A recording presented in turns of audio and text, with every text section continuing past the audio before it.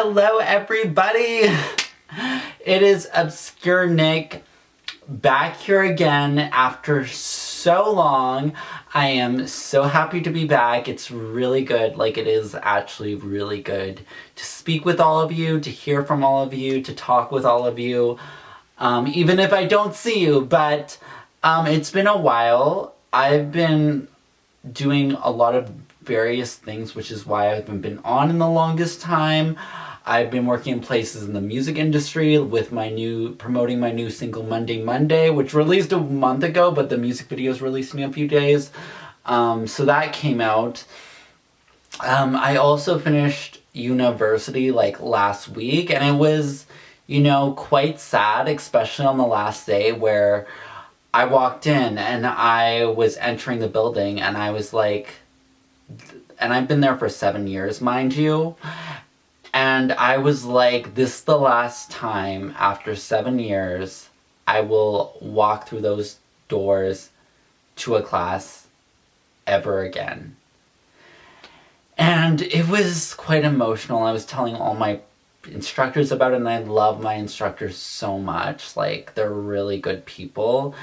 And yeah, it was emotional, but now I'm back and I have lots of content to give, and so with all that being said, let's deep dive and thrive.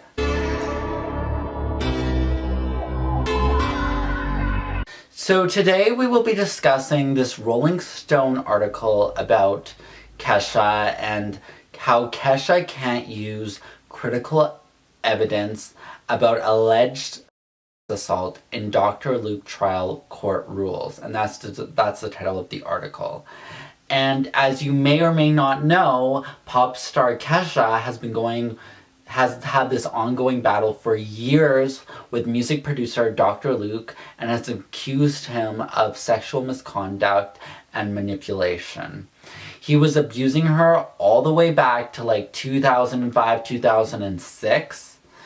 And now Kesha is wanting to put him behind bars and has been fighting this entire time.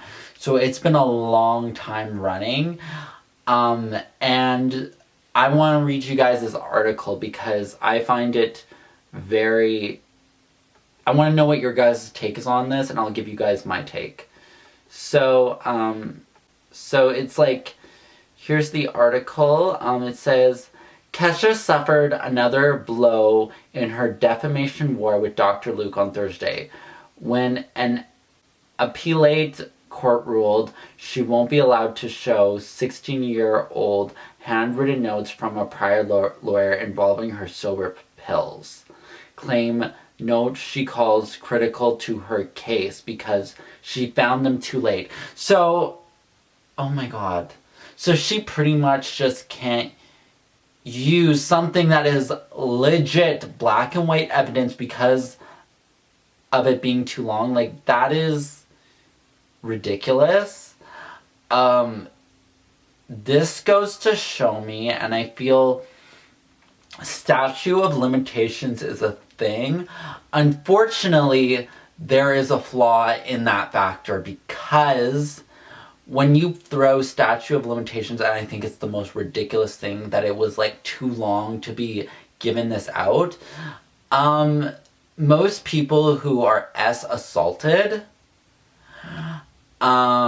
usually they can't come forward because they're so traumatized by the whole situation in general that it's like it'll take them past the statute of limitations, because sometimes that's the case because they're so traumatized, or they're captured, or they're stuck in a situation that they can't go forward with it. In that moment at least. But now when they're ready to speak up, the statute of limitations is in the way. Like, that's really what's in the way of something that may be evidence to this case.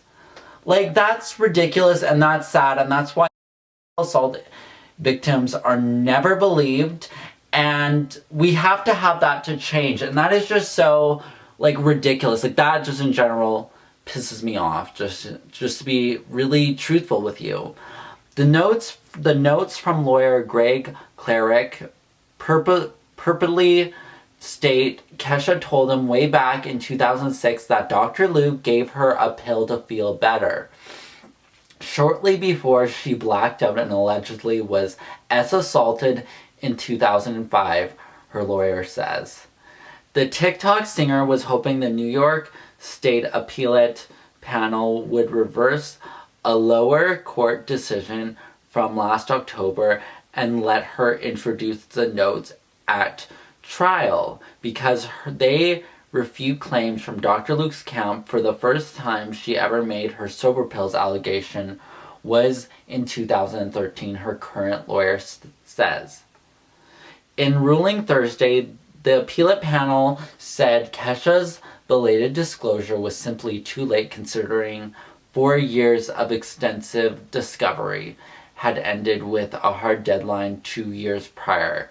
They agreed with the lower court that the lawyer's notes were under her custody and control and that if she had produced them years earlier, Dr.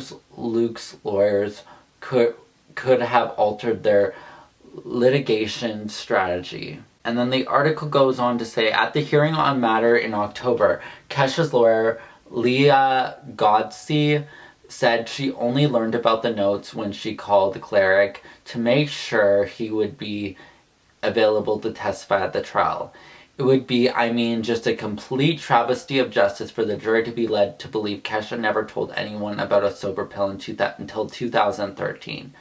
When we have concrete evidence of her telling her lawyer about it in 2006, Godsey argued in October, according to a transcript obtained by Rolling Stone, we cannot have a trial where Miss Serbert is potentially on the hook for every penny she has, and they are going to pretend she didn't report the sober pill until 2013 when we all knew there's a document that says otherwise because of quibbling about document custodians.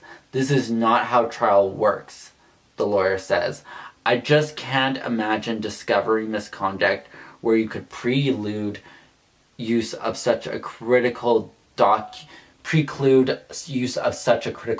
And I'm like, yeah, because that is some critical evidence. And SSL always has a speculation of he said, she said, but there was breadcrumbs that were laid out that Kesha did come forward in 2013 about, clearly stated here, and the court's just gonna ignore it because it's too late. This is very critical to the case, and this is hello, there is evidence here that Dr. Luke is involved in some suspicious behavior years before she came out before this. She was doing a lot of work behind the scenes in this case. So, I'm just gonna... And then this just kind of goes on about how Kesha's ongoing court battle with Dr. Luke has been going on since 2014 and all this stuff. But that's pretty much the article. And then Kesha said on Instagram, when you're not allowed to say anything and there are no words anyways. And she did an Instagram post on that. So, my reaction to that article is that it's sad that it's so difficult for SSL victims to be taken seriously in a court of law because it is an area that has a lot of gray in general, and I get that. But I feel when there is a pattern of certain things being said this entire time, there should be a connection of some sort to be like, hey, there is something to this, and it should be taken into account. And saying that it's too late is not an excuse because they got these notes out now, and this isn't the first time Kesha was addressing this with people and lawyers in general. It said it was back in 2013, this was addressed. So now it's being ignored. And you know what I think it is? And I don't like being conspiracy theory, but I feel there is some sort of protection, especially because Dr. Luke has a lot of coin. He could be protected very easily, and he could have ties with the people in the court itself. And that's the issue. And that's what happens a lot, is that a lot of these people that do suspicious behavior, especially producers who have lots of money, they tend to have ties that go in with the government, and they could pay people off. Because you have to remember, these things are all business. We live in a capitalistic society. So if things are paid off and you get the right up paycheck anywhere, you can get away with anything, truthfully, and that's just some real talk right there.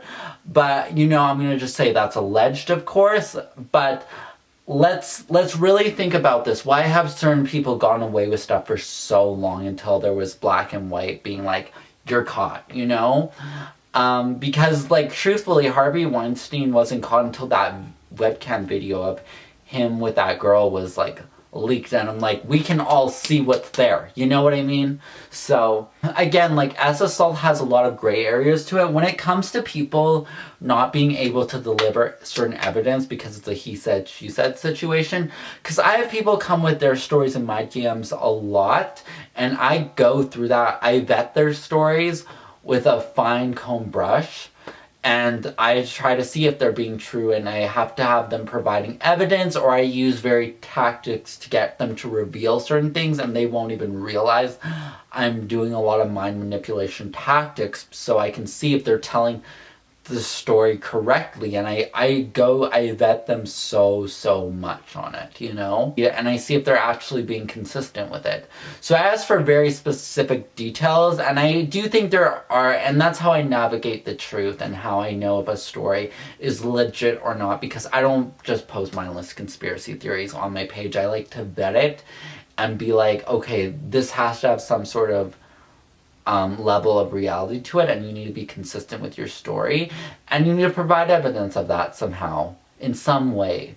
But there's always a way to navigate the truth, even in a he said, she said situation, so there's no excuse for that. And when there's notes, it's like, hello, like, there's notes there, like, you could do, like, fingerprints, you could see if the handwriting matches. There's all sorts of ways to navigate that, so that there being a timeline is no excuse. Anyways, that has been today's video. I hope you guys enjoyed this. It's so good to talk to you guys again, and I'll have more videos coming for you guys very shortly. So much love to you all, and I hope you all have a wonderful day.